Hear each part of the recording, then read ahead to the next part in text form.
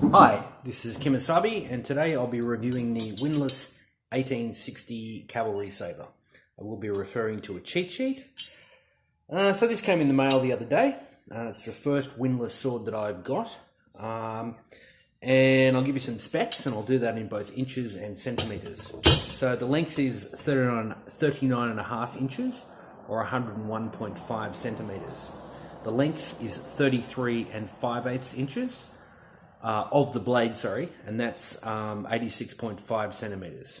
The weight is 1 pound 14.5 ounces or 864 grams, according to the website. I actually don't have scales to weigh it myself. The point of balance is 7 1/4 inches, which translates to about 18 or 19 centimeters thereabouts. The distal taper is from 4.2 mils down to 3.6 mils, so not really a huge amount of distal taper. And the width of the blade here is 28 millimeters, or what's that, 2 inches, I guess. 28 millimeters, yeah, something like that. The grip length is 4 inches, which is about there, which translates to about 10 or 11 centimeters. The pommel is peened and polished. Now, this is a carbon steel sword, but it's an unspecified carbon steel, so I'm guessing it's 1045 or something along those lines. So the overall impressions of this was, wow, this is actually pretty good. I paid 185 Australian dollars for it, so that's I've seen it on American websites for about 116, $119, something along those lines. So for a sword under 200 Australian dollars, I was pretty impressed. I bought this so I could practice saber with it. So it wasn't actually so much about looks and that sort of stuff. But I do think it looks quite nice. It was packed quite nicely in a box with, I guess, bubble padding and that sort of stuff. And it comes with a metal scabbard that has hangers on it, as you can see. So I guess the other part of it that I wanted to mention is it does have some markings on the blade. US ADK 1862 and AMES MFG Co. Chicopee, Mass. So from what I understand, that means Ames Manufacturing Co. Chicopee, Massachusetts. I'm not going to go into the history of US cavalry sabers because I imagine there's a million reenactors out there who know a ton more than me, and would be able to pick me up on every detail that I get a tiny bit wrong. I bought this from Lawrence Ordnance in Sydney, and I bought it online. It came very quickly, so shout outs to them. Thank you, fellas. So it's a brass hilt, a leather over wood core scabbard with a wire wrap on it. It has a felt washer there, and then the blade. So, keeping in mind this is a sub $200 sword, there were some problems, and I will sort of point out what they are.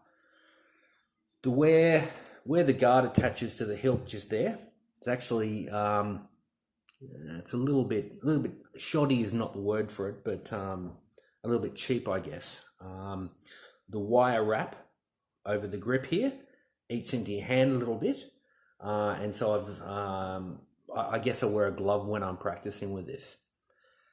I imagine the originals had a slightly tighter wrapping so that wouldn't bite into your hand, but I'm not entirely sure about that. The felt washer here does move around. In fact, it's barely even on there. But, again, it's a sub $200 sword.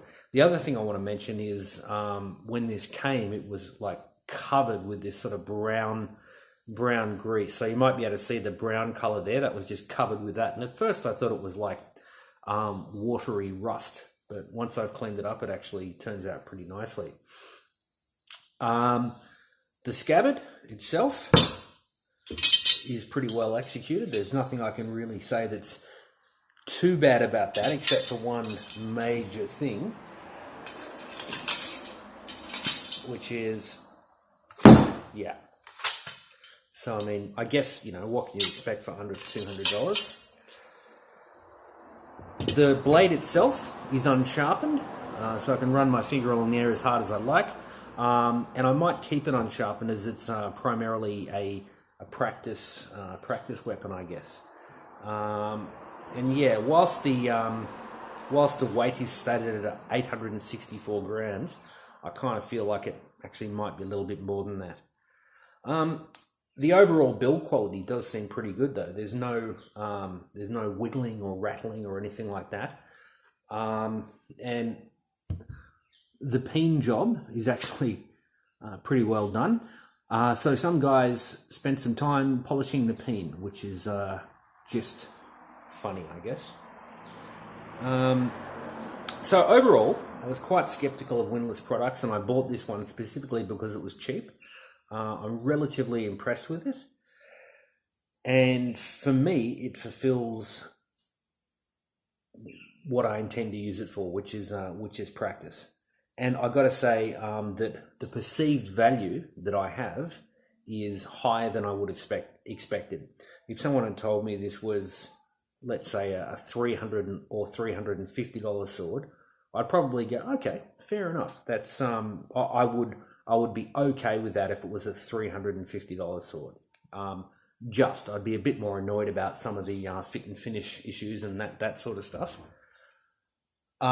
This appears widely available everywhere. The other thing I want to mention is there's this sort of brown stuff in there, and I just don't know what that is. I imagine it's some sort of covering, but yeah, that's a little unsightly. So be it.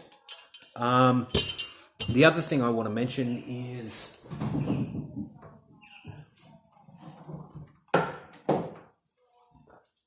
I just got this thing in the mail today.